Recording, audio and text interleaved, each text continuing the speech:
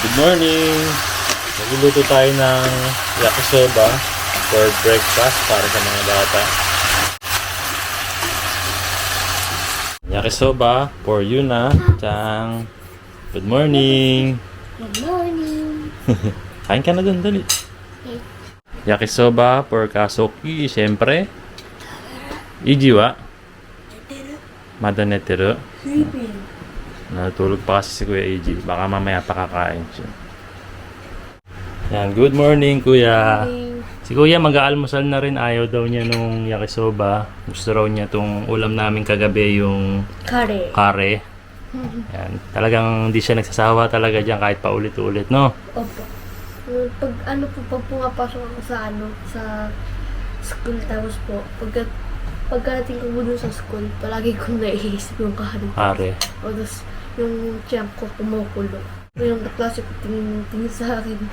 Tumutunog. Opo. Sige, kain ka na Kuya ha. Opo. Mas...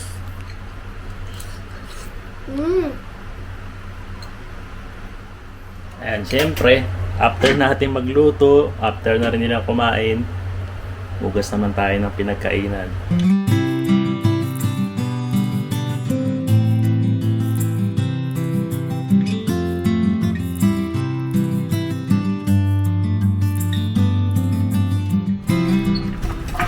Ayan, good morning po ulit sa inyo.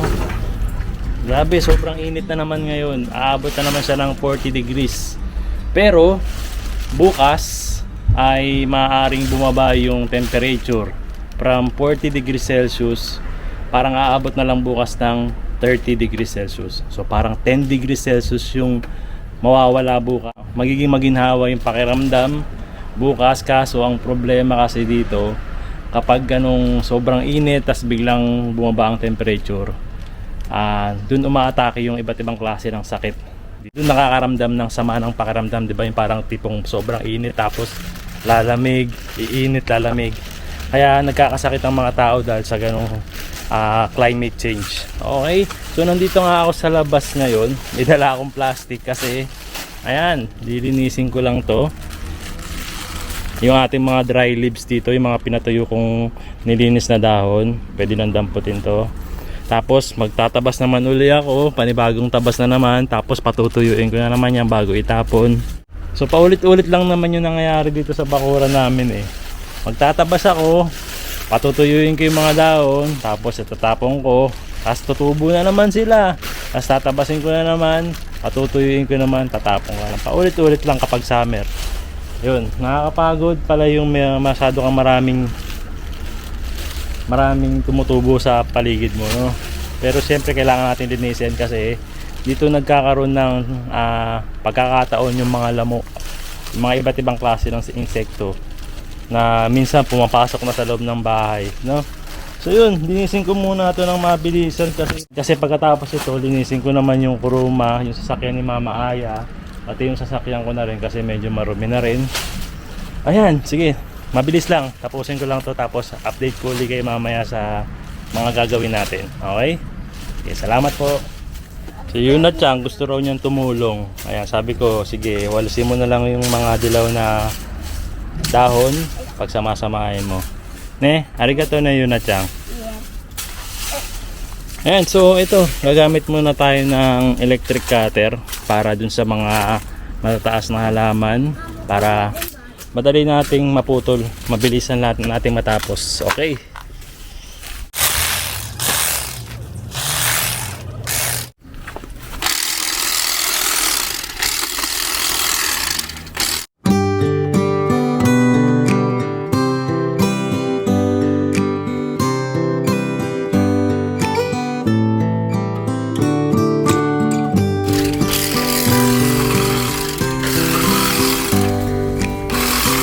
Kuya, arigato na eh. Si Kuya, ganyan talaga yan kapag pinagkainan din niya. Eh, yun lang naman ang hugasan. Hinuhugasan na niya talaga, no? Salamat Kuya, ha? Normal lang. Normal lang, no? Nahugasan mo yung pinagkainan mo, no? Good boy talaga to si Kuya. Yan, tinutulungan na rin ako nila Kaso kay sa kanila Yuna Chang. Taga-dampot lang naman sila ng mga dilaw na dahon. Malaking tulong yan. Arigato na yung Kasuke. Arigato yun na Chang. Ayan, para matututo sila kahit paano ng kahit simpleng bagay. Malaking tulong na yan. Salamat! Thank you! Ooh! 触る Dango moshi pala ang tawag dito, no? かわいい。 Lagay mo na siya ron. Okay. Para makahanap siya ng pagkain niya. 落ちちゃった。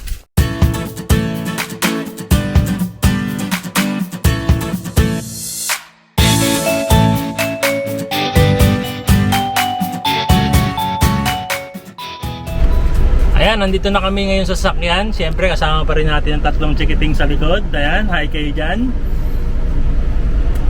So, Hi! ayan, isa pang chikiting nandito rin. Chicks ako, chicks. Chicks pala, chicks. Chicks dog. Ayun, dahil nga kahapon hindi tayo nakabili ng maleta natin. Ngayon susubukan natin tumingin sa isang store, yung Don Quixote. Possible kasi may maleta doon. So, check lang natin kung meron tayong pwedeng magamit doon na maganda-gandang at mura-murang maleta. So, doon na lang tayo bibili. Pero bago tayo pumunta ron, ihahatid muna natin si Kasuke. Ayan, sa kanilang bahay, sa bahay ng kapatid ko.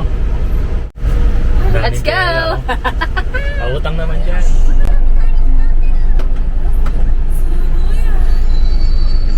Ayan, nahatid ko na si Kasuke dito sa bahay ng kapatid ko. Pero ang sabi kasi ni ate, kasama rin pala silang pupunta ng Don Quixote kasi bibili ata siya ng mga chocolates na pampasalubong para sa pamilya namin sa Pilipinas. Ayan, napaka-generous talaga nitong kapatid ko na to.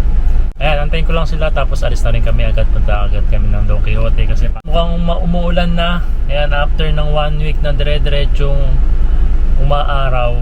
Ang bali-balita kasi may paparating na bagyo dito sa Japan, no? Pero yun, after ng sobrang init ng panahon, bigla namang magkakaroon ng bagyo. Grabe yung climate change natin, no? Sana mag-ingat lang tayong lahat, especially yung mga nasa dito sa Japan ngayon na ayan nga, may paparating na bagyo, no?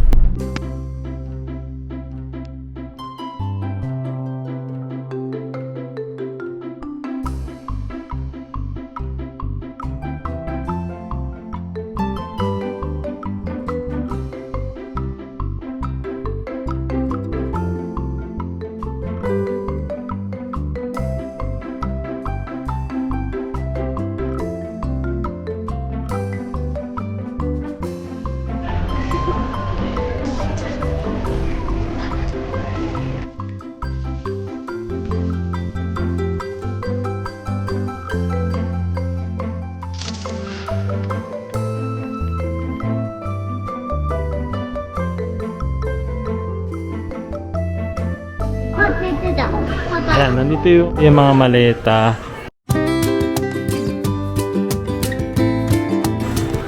Ayan, ito pala, ang daming maleta rito. Oh. Ayan, tingin muna tayo ng maleta. Kung ano yung maganda rito.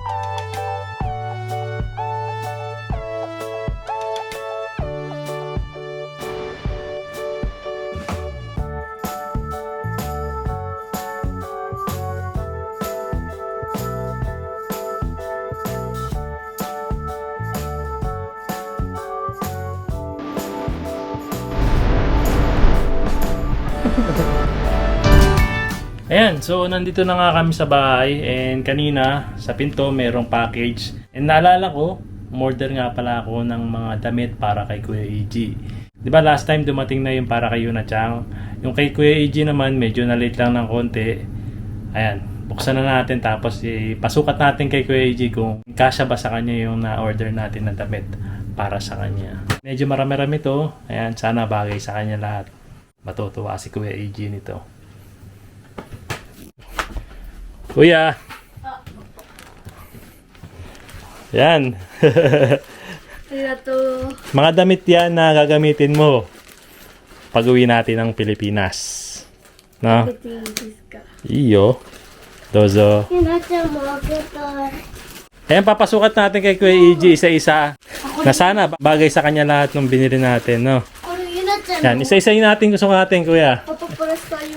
Yan, flowers. Hindi sa iyo yan, kay iyo na yan. Ayun. Yan, ito yung kay Kuya EG. Isa, Kaya hinatsa no? Ito po. dalawa, tatlo, apat, lima, Hinatsa? 6. Ito. Oh, arigato! Ayan, di ba ali-anim pala yung in-order ko para kay Kuya EG na damit, no? So, isa-isa natin sukatin, Kuya, no? Ano yung nahin mo dyan? Ito. Pre. Okay. Eh, meron nga rin pala ako binili para kay Yuna Chang itong headband. Sige. Sukat mo, Yuna Chang. Tama. Oh, misiti. Kawaii. Yon. Pasado ba kay Yuna Chang? Yes. Ba, okay daw. Pasado daw para kay Yuna Chang yan. Ayan, sa t-shirt number 2 na nabili natin para kay Kuya EG. Ito na. Yeah, Kuya. Wow! Kakoy! Okay ba? Pasado ba? Yuna Chang? Okay? Dati lang ako na. Ichiban kakuy ka. Ichibang kakoy agad. Meron pa tayong 4. Bala. Oo. Okay ba sa'yo? Yes. Yes. Okay. Okay. Okay. Kapatid nga. Ayos ah. Ganda. Okay. Sa t-shirt number 3 natin para kay Kuya EG. Excited ka na? Yes. Okay. Tingnan natin kung ano yung t-shirt number 3. Wow!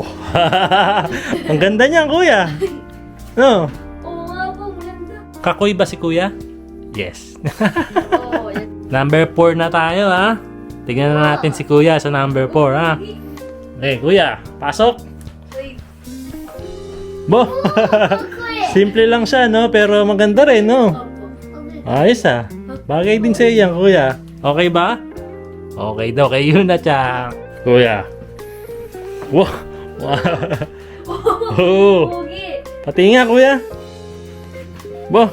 Ganda. Bagay ba kay Kuya? Okay. Kakoy. Okay, sige. Sa last na tayo, Kuya. Tingnan natin kung magugustuhan mo rin to. Okay? Sige. Nakita ko po sa TikTok ko. Nakita mo sa TikTok yan? Opo. Sige, tingnan natin kung bagay sa'yo. Opo.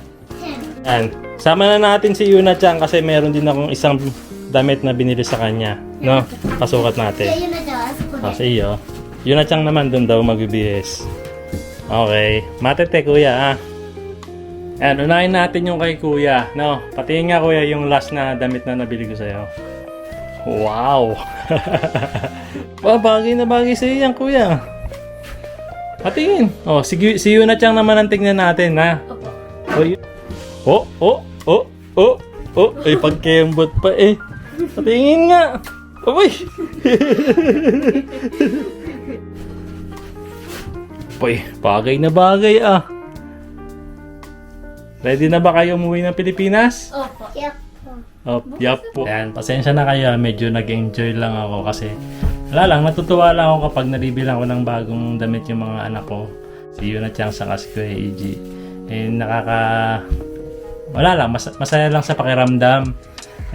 Nakikita ko na masaya sila dun sa mga nabili nating damit para sa kanila. No? Yes. Happy? Happy. Happy! Happy! Kuya ba? Happy? Happy. Happy si Kuya. So yun, sobrang excited na kami sa araw ng bakasyon namin sa Pilipinas. Malapit na. Siguro mga nasa 10 days na lang. 10 days mahigit. Oh. No, less than 2 weeks na lang. Ayan, salamat sa pagsama ngayon sa video natin and magkita-kita ulit tayo sa susunod na video. Maraming salamat po. Oyasumi, good night. Good night. Kita-kits. Titig.